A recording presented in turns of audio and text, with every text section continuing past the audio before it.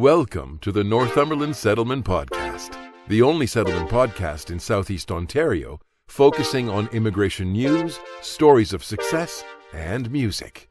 In each episode, your hosts, Rosa and Emilio, will have updates for you on the latest immigration news with guest speakers and music from their countries.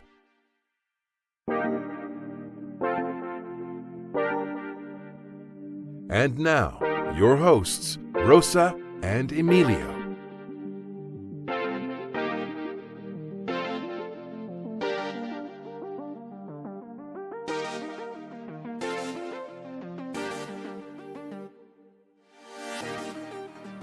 Welcome to the first episode of Northumberland Settlement Podcast.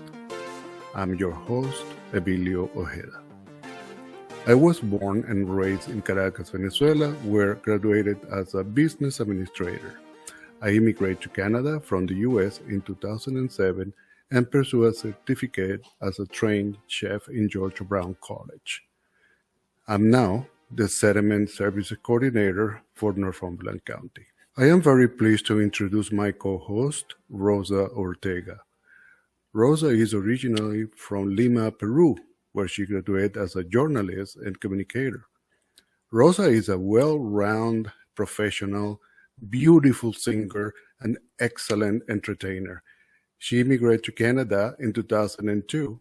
Rosa completed her career in Canada, obtaining the Public Relations Diploma from Loyalist College.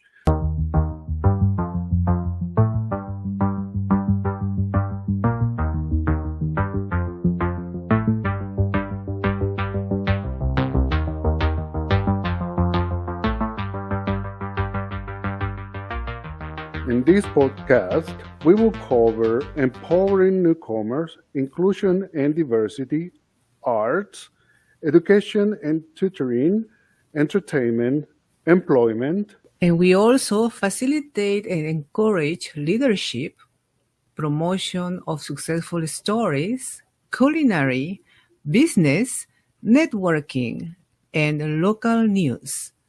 Northumberland Settlement Services help newcomers to adapt and integrate into the community, offering support related to business, employment, networking, women empowerment, youth, and recreation and culture.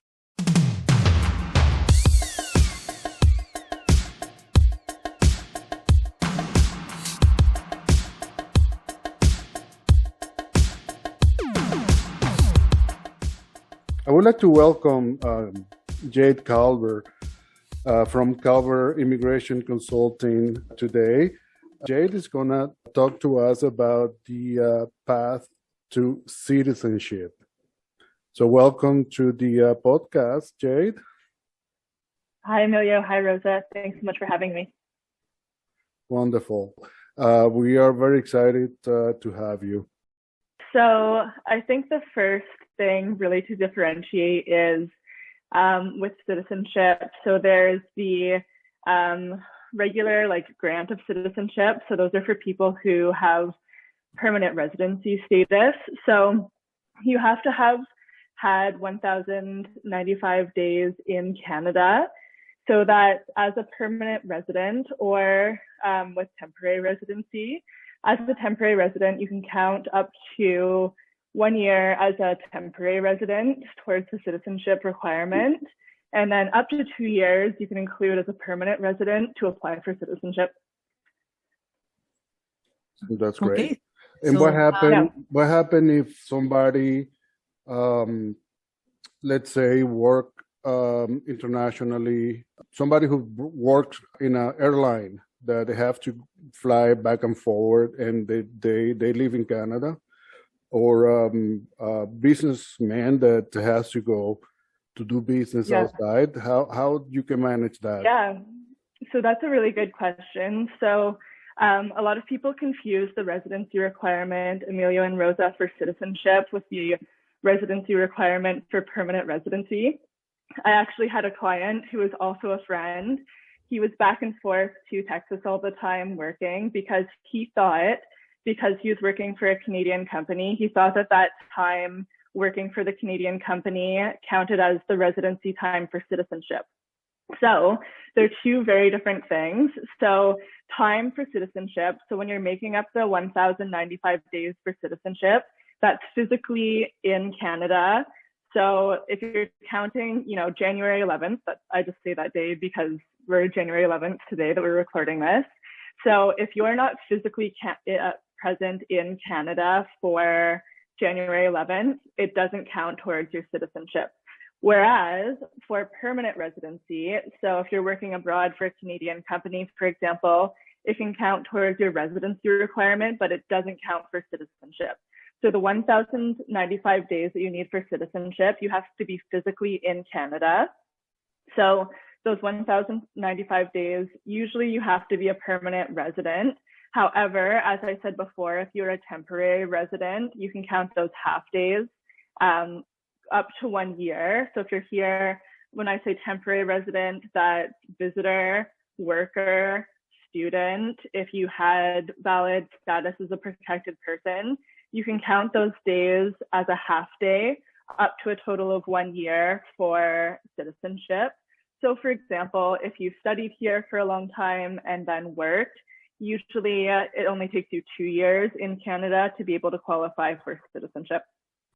In the case of refugees, what they need to do? Yeah, so refugee and protected person. So they'll count the days from when your claim is approved and when you have that valid status, but they won't count it before then because you don't have status in Canada, right? Okay, so I have another question, something that some people are asking in the conversations is about the COVID, how COVID affects the citizenship application right now. Sure. Yeah, so I'll get to that. So maybe I can run through the other requirements for citizenship too, because I would say there are about 5. When I do the presentations with the New Canadian Centre, for example, there are 5 big things we need to talk about. So, and this is all grant of citizenship. So this is where you've come in, you've had permanent residency at some point, and then you're applying to be naturalized as a Canadian citizen. So there's we talked about the residency days in Canada. There's also the proof of English knowledge. So you need to have proof that if you're between the ages of 18 and 54, so you have to have proof that you have sufficient knowledge of English or French. They're quite lenient with the proof of language for citizenship applications. It's not as harsh as permanent residency. So you can show secondary, so that's high school or post-secondary. If you've completed any kind of certificate or diploma in English or French, you can include that from either overseas or from Canada. Or if you took an English test or French test, so it's the IELTS or the S1Ep1 for English, or the TEF or the TCF for French, you can include that. We also have, of course, I'm sure you guys are familiar with the LINK classes. If you've done the LINK courses and you get up to a certain level, you can also use that as proof of your English. So that's a second requirement. Another requirement is the citizenship test, which we can talk about in a little bit too, but that's the 20-question test on the rights and rules of Canadian citizenship that someone has to pass. The person has to have filed taxes in the last 3 years if they're required to do so. And they also have to have the intent to live in Canada, which we can talk a little bit about as well. Mm-hmm. And then I think that you asked, Rosa, about COVID. So that's a good question. So the citizenship test has gone online. So just like we are, it's held via Zoom for our clients. So what happens, I actually just had a client today who was invited to write the test. So you can apply on paper or online for citizenship. You can only apply online if it's just one person applying for citizenship. If you're a family, you still have to apply as a paper-based application. And what happens is after you apply, you'll be invited to sit the citizenship test, and that's done via Zoom. And so, excuse me. So the Zoom exam is same format as it would be in person, but it's a 20-question exam. You have to get at least 15 of the questions correct. It's a multiple choice questionnaire, and you get the results right away, and you have to pass that test in order to proceed with your citizenship application. And then because it's COVID, we also have citizenship ceremonies that are held via Zoom. So everything is virtual at the moment. Mm-hmm. Yeah. And it's a different kind of categories for people. Well, we're talking about going a little bit in the area of permanent residency. It's a question. Sure. It's a different kind of programs now to immigrate. Now with this COVID situation, is some changes about that so that people can be aware and about the programs they normally. Sure. So we've seen over the past year a few different changes. So I'm sure you heard about the TR to PR program. So over the last 2 years, Immigration Canada hasn't been making its targets, right? It has targets of 300,000 plus and growing over the course of the last years that it wasn't able to meet because our borders were closed, right? So people weren't coming in that they had projected that would come in.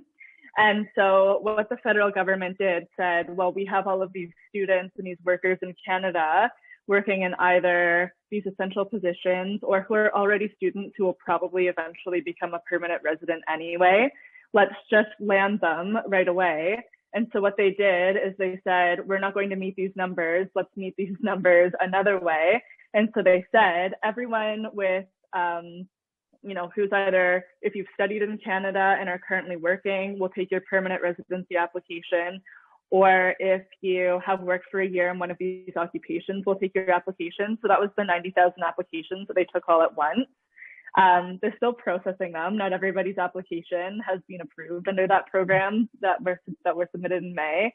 But we also saw under the express entry system, the government invited everyone in the express entry system for the Canadian experience class who had 75 points or more. They were also invited to apply for permanent residency under the express entry system. So we've seen, if anything, I think that the government's been a little bit reactive in terms of its COVID policy. It's not that proactive in terms of establishing programs that help people vis-a-vis COVID. It's more them being reactionary and saying, well, we don't have enough people. How are we going to make up for this shortfall? Mm-hmm. And so what they do is they say, well, we'll take everybody who's in Canada. So that's what they've done so far. But they're going to run out of temporary people in Canada, and they're going to eventually resume those immigration programs. So that's kind of what we see happening on permanent residency front. Mm-hmm. I'm wonder from what you're saying, what is the real benefit to becoming a Canadian citizen? Sure. Yeah. So back to the citizenship front. So once you become a citizen, so there are a few things that are of benefit. One is that just the simple, it's just easier. So once you're a Canadian citizen, you're a citizen forever.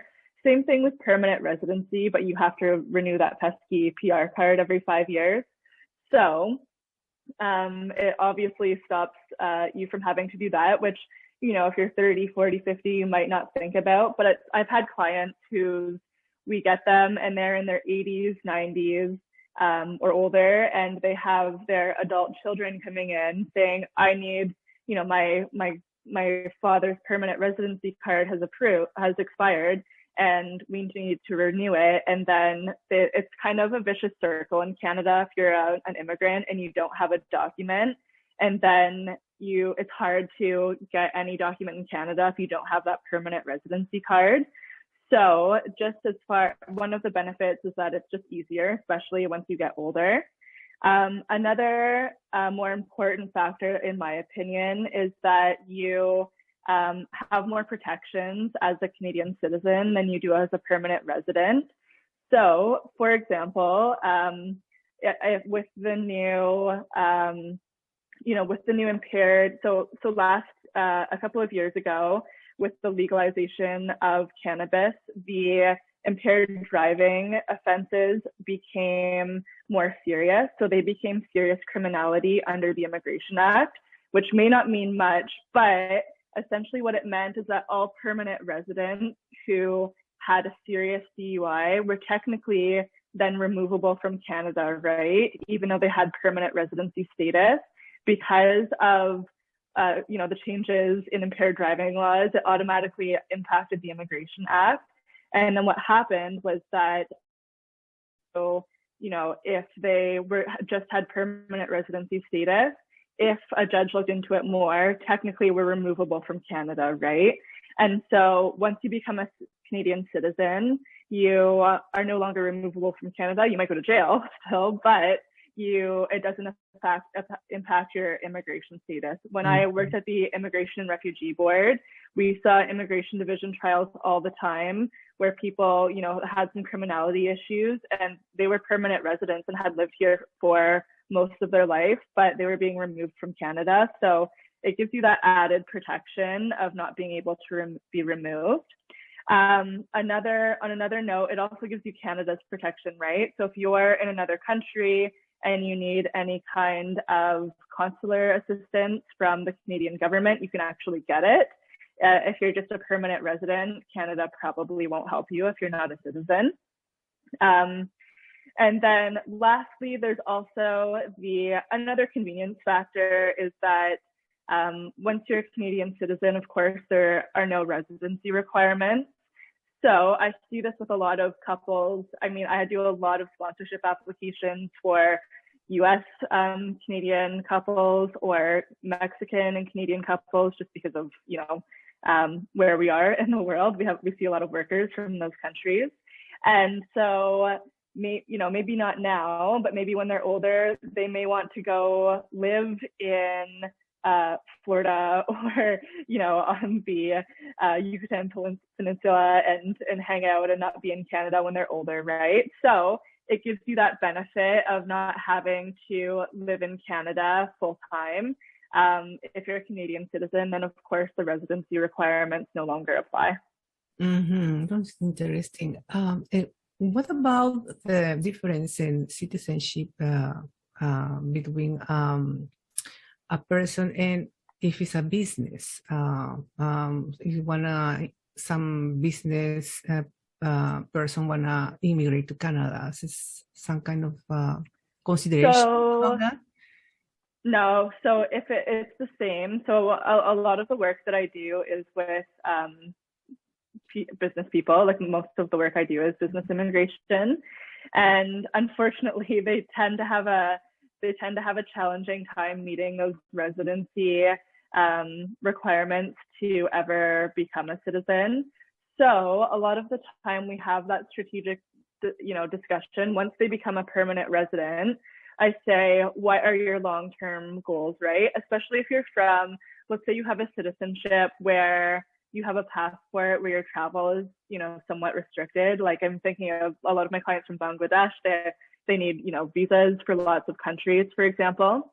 Mm-hmm. So then we talk about it and I say, well, maybe you can try, especially with COVID, to conduct most of your business in Canada for the next 2 to 3 years. You can qualify for citizenship.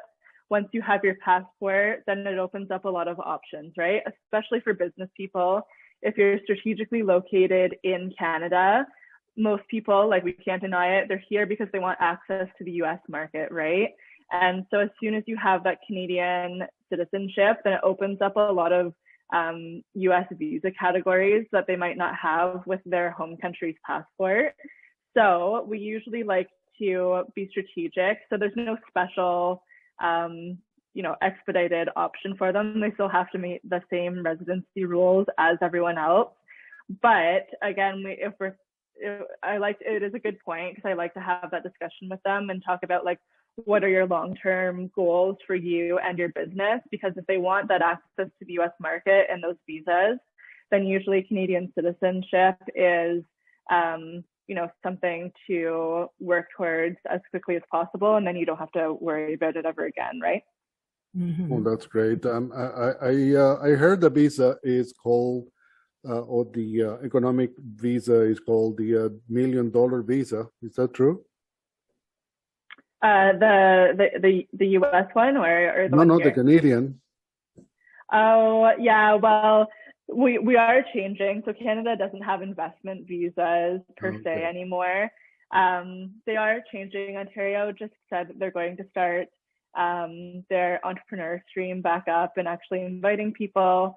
The federal government is pretty good with their programs. So there are a couple of options for business people. So we actually do have a few different options for entrepreneurs in Canada. It's just that Canada doesn't necessarily advertise them as such. Like the traditional business programs aren't usually the best.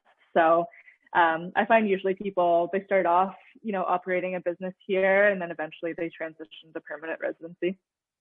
Oh, that's an actually good news for some of the clients over there. Sure. That they can try that that way. And I'm saying this because normally the immigrant tend to open their own business sometimes because they don't have the way to start a job. And it's actually my case. That's from my own experience. I had to do it.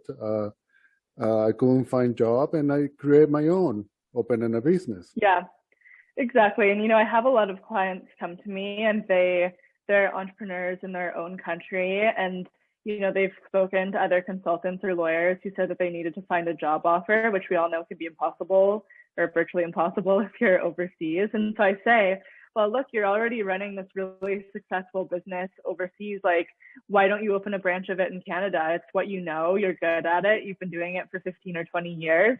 Let's do that here and set you up with the supports in Canada to make that happen. What about the, and sorry, Rosa, that I'm interrupting, but I'm going from one to the next one from stuff that I remember. What about Jade, the art visa?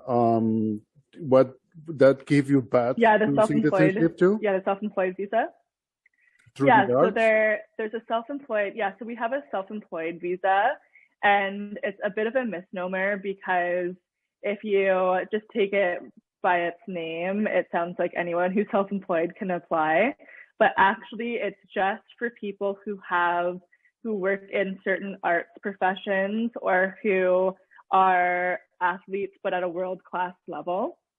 And so it's for people who usually are self-employed and wouldn't normally be employed. So musicians, jewelers, anyone in the visual arts, any kind of visual artist kind of thing.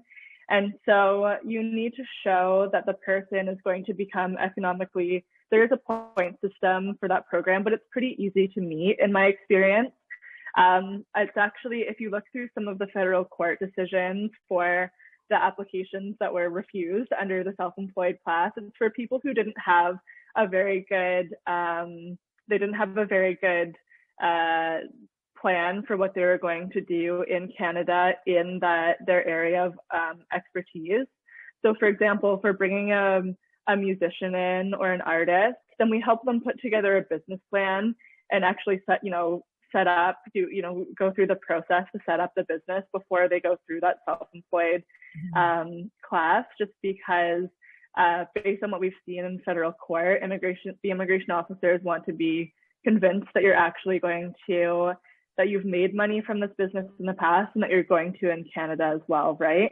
Because essentially, so the main question behind this visa is, are you going to contribute to the cultural and artistic fabric of Canadian society, right? Are you going to enrich our cultural fabric, if you will?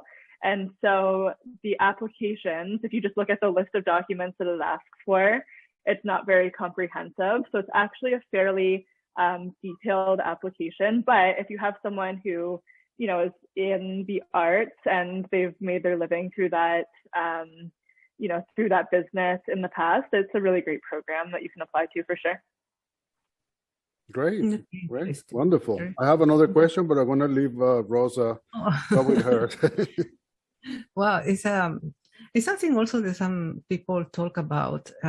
People that I know, it's about years ago was the visa for example, for fiancés, right? So, is it working right now, or what is the changes about that? You said fiancés, correct? Yeah. Yes. So in Canada, so we don't have a fiance visa, unlike the US, which I don't know if you've ever heard of the 90 Day Fiance TLC show. So there's a reality TV show around it. So in Canada, you're either to be sponsored, you have to be one of three marital statuses. The first one is married spouse. So that means in the country where it was performed, or in Canada, you were legally married to the person, or your common law. So in Canada, common law under the purpose of immigration law means that you've lived together for 12 consecutive months in a marriage-like relationship. There's also a third category, which is called conjugal partners. And a lot of people who are not married and who are not common law, they try to file under, lots of people come to me and say, I want to apply under conjugal. And I say, well, why conjugal? And they say, well, we can't get married because maybe they can't, get visas to one another's countries, right? Or maybe they'll say, well, my husband can't come to Canada, he can't get a visa. And then I say, well, why can't you go to that country? And then they don't have an answer for me, right? So conjugal is a very specific category where maybe if both of you were in countries where it was impossible to get out and you couldn't see one another, or maybe you're in a same-sex relationship where you can't get to any country where you can legally be married, then Canada will accept it. But if if you're able to travel to at least one of the other person's countries, which is, in my experience, 99.9% of couples, at least one of them can go to the other person's country, then you're able to get married. So then you're not able to claim conjugal. So you have to qualify, your relationship has to qualify under one of those three categories. And then as a spousal visa, you have to either be in Canada. So that means your sponsored person is in Canada and you can file to sponsor them in Canada. Lots of people rush to use this category because they want to live together.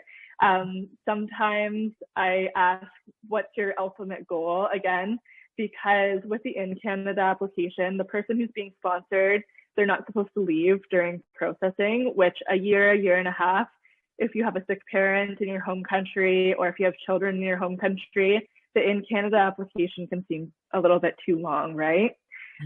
There's also the regular out of Canada application. So that's where you put the address of the person as living in their country still. They can still come back and forth and visit you if they have a visa. But that's just the regular outland application as well. So it is a little bit tough because Canada doesn't allow for a fiance visa. So in my opinion, I find that the policy kind of forces people to make that marriage decision maybe a little bit more quickly than they might do if the visa weren't an issue. So then, and for example, countries where there are high rates of visa refusals, I'm thinking Cuba or the Philippines, for example, a lot of the time clients will come to me and say, I want my wife or my husband to get a visa, just a travel visa. And I say, we can try, but Canada, as soon as you have a spouse in Canada, like our government doesn't always approve their travel visas, right? So I set them up for, with realistic expectations and say, you're probably going to have to go back to, Cuba or to the Philippines or wherever a few times before you can sponsor your spouse. I want to come back to the test. How difficult is? Yes, so I think it really depends on a few factors. I think that the test isn't necessarily that difficult unto itself. It is a multiple choice test, and they don't try to trick you. Like, there's nothing too difficult on it. But some of the tricky questions can be where they'll present lists of answers. So for example, they almost always ask about the rights and responsibilities of Canadian citizenship. and then they'll list out 6 different items. And so there will always be obviously a right answer and then 3 others that seem right, but they don't quite fit, right?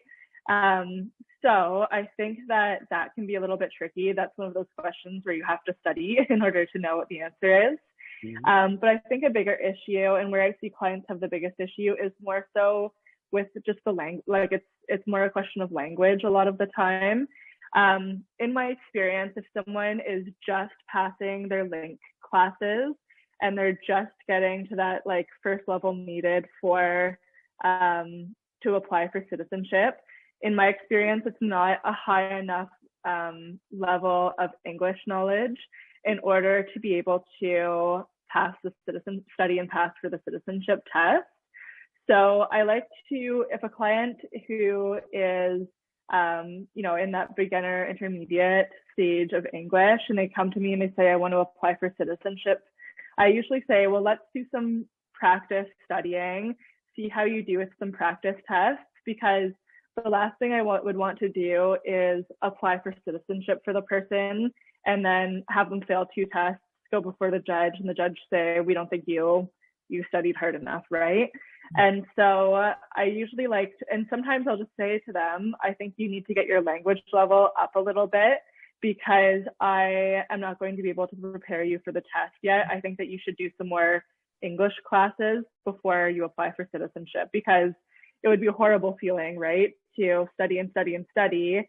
And if you just don't have that, like the English knowledge, then the studying isn't going to be easy, right? So I think that's the trickiest part of the English test. And then obviously you do have to study. Like I've had clients and friends who've taken the test who there was nothing wrong. They were English first language, and a couple of them didn't pass on the first try, mostly because they didn't study, right? So they're also a testament to the fact that you do have to study for the test, because as I said, that there is information on there that you just won't know unless you review the materials.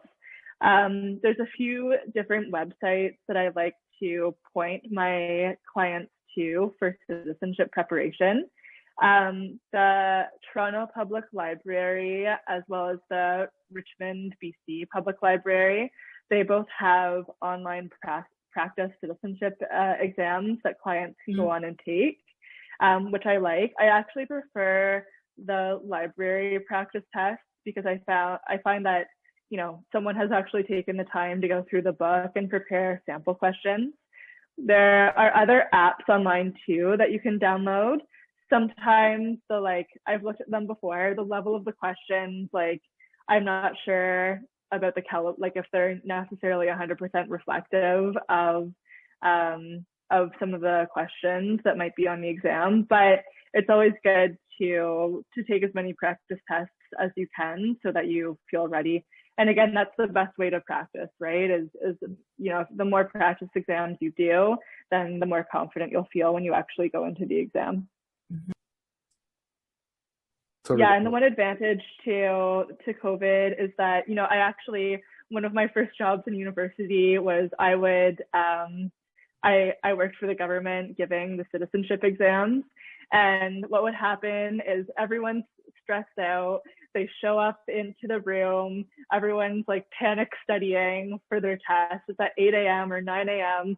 and everyone is stressed out. And maybe you might be well prepared for the examination, but it was a stressful environment, right? So at least now you can take it on Zoom in the comfort of your home. You can, lay on your couch or in bed or something and take your citizenship exam. So I think at least the online exams have taken out that stressful, that stress component out of it, which I think is nice as well. That's great. So you mentioned that you have links that people can use to practice the question on the test. That's very important. So what we can do, Rosa, is to write down that information also in the website with the podcast. Yes, so, yes. Yeah. And so it's a link program. This is what are you referring, Jade? No, so these are just sample citizenship tests. so the 20 Okay. question citizenship test. Yeah. I just find, I give people the rights and responsibilities booklet that the Canadian government gives them, and I say, I don't like if I just say study this, like it doesn't help you prepare that well, right? Whereas the two public libraries that I mentioned, they have some sample exams online that once someone feels that they've studied enough for the citizenship exam, they can go online and take these exams. I find that it just makes people feel a little bit more confident and it helps you to actually gauge where you are at as far as your level of preparedness, right? If you're taking these sample tests and getting 10 out of 20, well, you're not ready yet, right? So I think that it's a really good way to gauge how well prepared you are. And then I know also there are like private, like if you're finding it to be really challenging, not everyone has gone to college or university. Lots of people, my dad's an electrical engineer, and I'm sure he could never pass this exam, right? He just doesn't do reading and tests, and so lots of people, they just don't have a mind that necessarily works like that. So I understand it can be a really big challenge. Not to mention, again, as I said before, you throw in a language barrier. It can be something that can be really difficult to overcome, right? So if you're listening to this and that's you, I think that there are, I know that there are also citizenship preparation classes where they're a little bit more intensive, and they'll actually, they'll be a few weeks long, and you'll actually attend and prepare and practice over and over again for the exam. So if it's something that someone's really stressed about, then I think that those classes would probably be a really great idea for that kind of person as well. Yes, I agree. That would be great. So yeah, Emilio, we need to give that information to our friends, right? Absolutely, that is a very important information, and I think, yeah, definitely will benefit everybody. Yes. I have a question. Do you have one, Rosa, right now? Oh, well, yeah, it's something else. It's about you can tell us about the dual citizenship, if that would affect. Sure. Yeah, so that's a really good question. So a lot of people, so Canada allows for dual citizenship. However, a lot of countries do not, right? I have German clients. Germany to date doesn't allow for dual citizenship. So if you obtain Canadian citizenship, then you're giving up your German citizenship, right? There are a few other countries like that as well. Same thing with Singapore. So you have to be mindful of when you're applying for citizenship, what is your current country of citizenship say, and do you want that citizenship, right? Some people say, I don't care. I can go back and live there and it's not a big deal. Some people say, well, maybe I want to go back to that country and live eventually, right?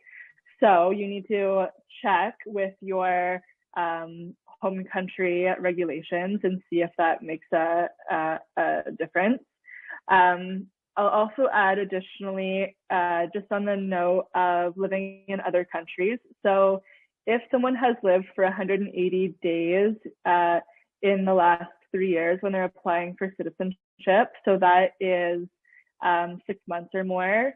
So it's after they became a permanent resident. If they've lived for 6 months or more in another country other than Canada, then they actually need to provide a police certificate for that country when they're applying for Canadian citizenship as well. So that's something to keep in mind also. A couple questions. I would like to know how long will take the process of the application for citizenship, and how much is the fee? Because I don't think it's free. No, not yet. Justin Trudeau promised us a long time it was going to be free, but it's not free yet. So it's for adults, it's $630. If you have a child who's applying, it's $100 for them. So that's for an adult grant of citizenship. So you have to pay those fees when you apply for citizenship. So that includes all of the processing fees. As far as processing time, I mean, so Immigration Canada has been good this year in that they've implemented a tracker for citizenship applications. So you can actually see when you've passed each stage of the citizenship process. However, I find it's anywhere right now. It's a little bit all over the place, but anywhere from 1 year to 2 years for citizenship from the date that you apply. So obviously, but my clients who where it took 2 years, they applied, right before the pandemic hit, and I think that they got lost in the processing queue. So my files that I've submitted more recently, they have been processed a little bit more quickly. So that's been helpful as well. I think another thing that we need to touch on as well is citizenship for children born outside of Canada. A lot of people, they don't think about it because I think lots of people who are living in Northumberland region, for the most part, they're here to stay, but not everybody, of course, right? And so I find I'm getting a lot of clients recently who they're Canadian and we live in an increasingly globalized world. And they're coming back to me and saying, well, I want to come back with my wife. And I say, okay, we can do a sponsorship application. And then they assume that their child's Canadian. But with the recent, with the 2009 changes to citizenship law, Canada has pretty severely restricted the ability to pass on Canadian citizenship to your children if they're born outside of Canada, because the idea was that people kept having kids outside of Canada. And so you're, creating, I see why they did it, because you were essentially creating, Canadians who for multiple generations had never even maybe stepped foot in Canada, right? So what that means is that, so if you're born outside of Canada to a Canadian citizen, and then you give birth to a child and neither you or your spouse have Canadian citizenship, that child is no longer Canadian, right? So it doesn't pass on that way. So I think a lot of people, especially lots of people are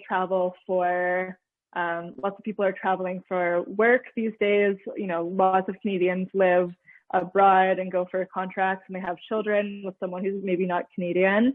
I think that Canadians need to be increasingly mindful of that, because I have a lot of clients who come to me saying, I just want to apply for my child's Canadian citizenship certificate and then their, passport. And I say, well, I'm sorry, but your child is not Canadian. You're going to have to sponsor them, right? So it can get a little bit complicated, as you can see. And why that is that when you're applying for your child's Canadian citizenship certificate overseas, what happens is that you're also put into the same queue as those who have adopted abroad. Because if you're adopted by a Canadian citizen abroad, then that child is also, they get direct Canadian citizenship right away, right? However, of course, the Canadian government has to do its due diligence in making sure that there aren't any, issues with regards to the adoption, so that everything happened according to adoption law. So sometimes in certain countries, getting a citizenship certificate for your Canadian child, even if they are eligible for Canadian citizenship, sometimes it can take 2 to 3 years, which can really, and then they can't leave the country, right? Because Canada will give them a travel visa. So I say all of this that, when Canadians, especially if they're family planning, that they be mindful of where they're going to give birth. Is what I would like is, if you, Jade, can tell us about you and also what is the services that your office and you are offering to the clients. Sure. So my practice is called Calvert Immigration Consulting, Inc. I established my own practice in 2015. Before that, I worked with the government, both for the Immigration and Refugee Board, so that's the tribunal. I also worked for Immigration and Refugees Canada prior to that. Didn't love working for the government, and so I worked in a couple of private practices, big immigration firms in Montreal. And then after that, I came back to Ontario, went back to school and opened my own immigration consulting practice. So while I opened a while ago, I'm still a small practice. We're just a team of 5 people, so we're not a big firm. Why I do that is I came from working for big firms, so I really like to offer, I like to hold my clients' hands through the process and make sure that they're well taken care of. Mm-hmm. I specialize in economic and business immigration, but I'm full service, so I will take on anyone who comes in the door. Like I am full service. So a lot of my business is people buying or opening businesses in Canada, but also economic immigrants. So people with a job offer or students who are transitioning to permanent residency. I also do a lot of family class applications. So spousal sponsorship, family sponsorship, sponsorship of children, adoptions. I do a little bit of criminality work as well. So people who need temporary resident permits or who are just inadmissible to Canada as well. I don't touch on refugee and asylum work that much. I do a little bit of humanitarian and compassionate consideration applications, but actual refugee claims, I leave that to the experts. I think that you should only do that if that's your practice. So I do a little bit of everything. And I I'm located in Northumberland County, but I serve, most of my clientele are in Eastern Ontario, but of course, being an immigration firm, I serve clients all over the world. So wherever they are, I can assist them with their immigration application. That's great. That's wonderful. Can you tell us tell our friends what is your webpage and your Sure. So my website is calverimmigrationservices.com. I'm also on Instagram and Facebook. I also I put out a weekly YouTube video as well, talking about different immigration matters. There's also, I know we've been talking about citizenship a lot tonight, so there's a citizenship video from last year where I talk about tips and tricks for citizenship applications. And then I put out a weekly video on immigration updates and programs, which I'm on YouTube, but it's just my name, Jade Kalfer, on YouTube as well. That's amazing. Great. Well, let's want to make sure that we share those information, your link, and also link to those videos. They are very informative, and I'm sure will help everybody. So I think that's all that we have for now, and I want to give a big thank for helping us understanding more about the path to citizenship. It's a pleasure to have you with us in this first podcast. We are very excited about this new project, and who better than you to open this series of podcasts. I'm really, really happy that you could actually help us with that. So yeah, definitely. Yes, and thank you very much, Jade. Really, as Emilio was saying, for us, it's really, really an honor to have you as our first guest. So probably wouldn't be the first time. We are going to probably call you sometimes so you can explain a little bit more about other aspects of immigration. So thank you very much. Yeah, thanks so much. It was a pleasure, guys. Okay. Thank you.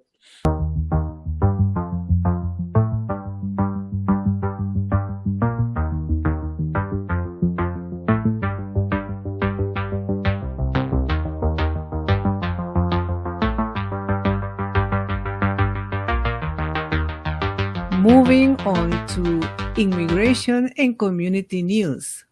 Canadian Health Minister Jean-Yves Duclos said the provinces could consider making vaccination mandatory in a press conference. He indicated that it is up to the provinces to implement mandatory vaccination policies, while rapid tests, masking, and social distancing are useful tools. These provisions, along will not end the COVID-19 pandemic. What we see now is that our healthcare system in Canada is fragile. Our people are tired of the pandemic, and the only way we know to overcome COVID-19 is through vaccination. More than 50% of hospitalizations now in Quebec are due to people not having been vaccinated. That is a burden for health workers, a burden for the society that is very difficult to bear and difficult for many people to understand, said Minister Duclos. Yeah, I was reading also, that the minister is trying to do attacks related to non-vaccinated people using the healthcare facilities.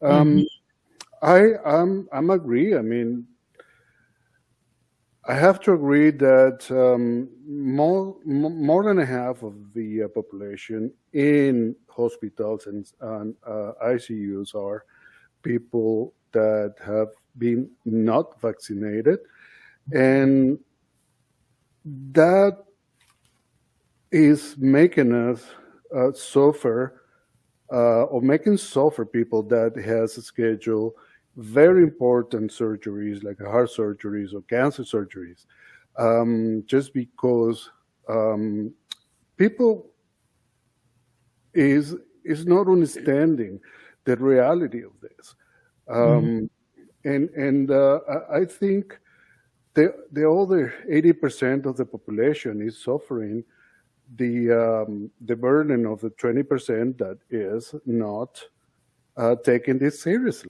Exactly. I agree with you. And even talking about this situation, I can tell you what happened right now in the Northumberland Hills Hospital.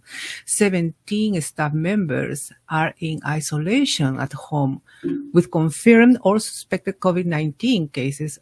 And that information is, we know that numbers until the last January 6th. According to the Director of Public Affairs announcement, Northumberland Hills Hospital, Jennifer Gillard, she said that the number is expected to increase in the coming days. So we know. Yeah. The problem is that it's not necessarily or not only the hospital or the healthcare. That is a big one. But nobody has stopped to think that it's going to affect everything else in our life. It's gonna be a problem for transportation of goods. So we're gonna have definitely problem with storage of food in supermarkets, overage of food, cans, important items. So it affects everything. It's going to affect when you go to the store, when you go to hardware store, when you go to the pharmacy, when you go to anywhere, because people is going to be taking time off because they have COVID. So we need to finish. We need to end with this, and we need to do our best as individuals, as a part of the society, to make sure that everybody's safe. Exactly. Yes. And hopefully, we are talking about this right now in our podcasts also. And we hope our listeners, the public, take conscience about this situation, right? So, we will see what happens. Well, the good news is most of our clients, at least here in Northumberland, are concerned and are vaccinated, and they are following very close the Health Unit or Health Canada guidance. So I'm very happy that seems like it's not a problem. Yes, some of them may have the virus on, and they got sick, but as a little flu, because they have prevent to getting worse, having the 2 or 3 vaccinations. So that prevents them to going, to occupy a bed in the hospital or an ICU that we have even less beds in there. So it's up to us, definitely. It's our decision, exactly. It's our decision. Yeah, exactly. So I also wanted to talk, it is kind of related a little bit about the insurance for Canadian newcomers. Yeah, it's important to understand that, some of the countries where we come from, we don't have that necessity for insurance. For instance, in Venezuela, I remember you only had the insurance for your car.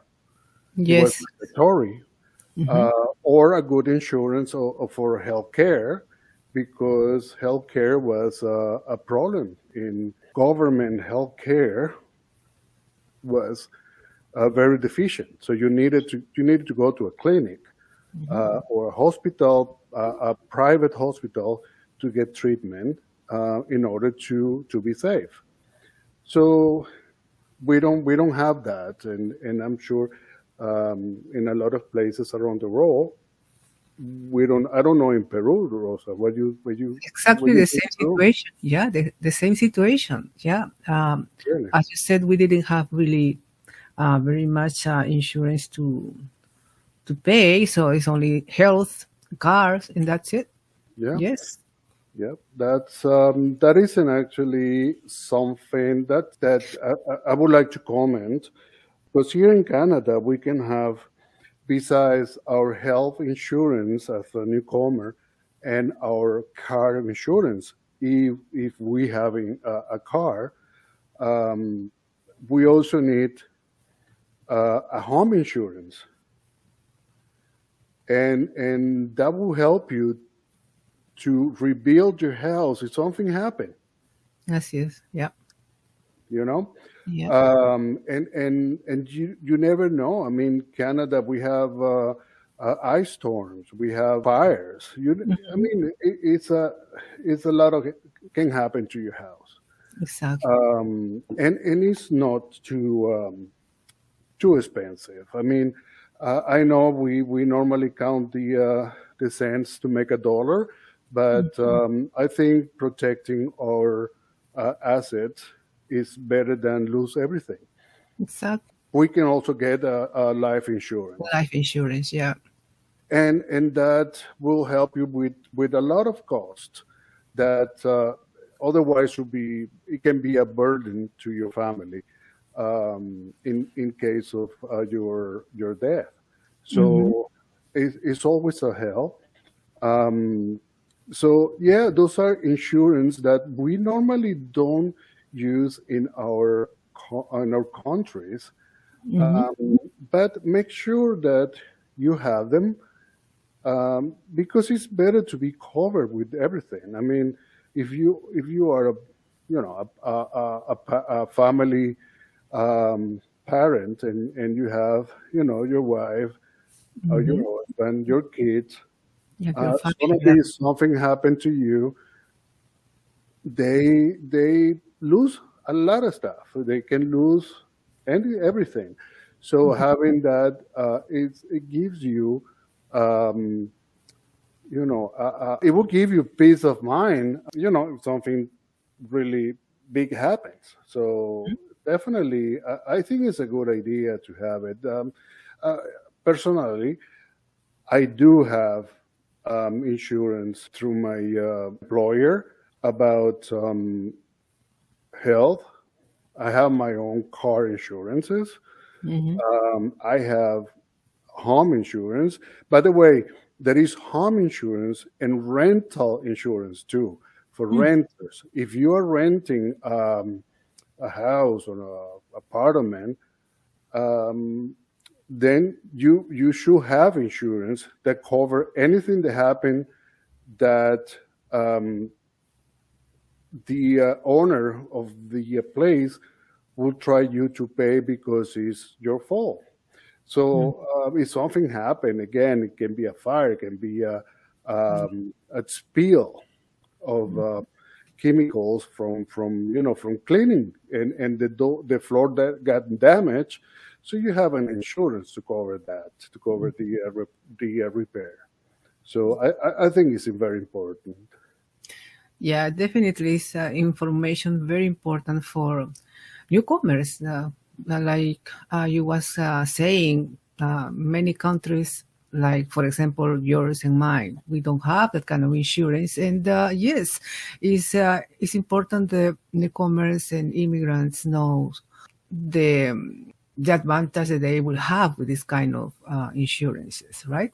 If you want to know more about how to protect your finance as a Canadian newcomer with insurance, just check on your webpage. Welcome to northumberland.ca. Now I would like to introduce you to Alma Llanera with Mariachi Mexico Amigo voice of Yuri Pedraza. Alma Llanera, Soul of the Plains. It was originally part of a zarzuela whose premiere was on September 19 in the 1914s at the Teatro Caracas. Alma Llanera has since come to be considered as Venezuela's unofficial second national anthem.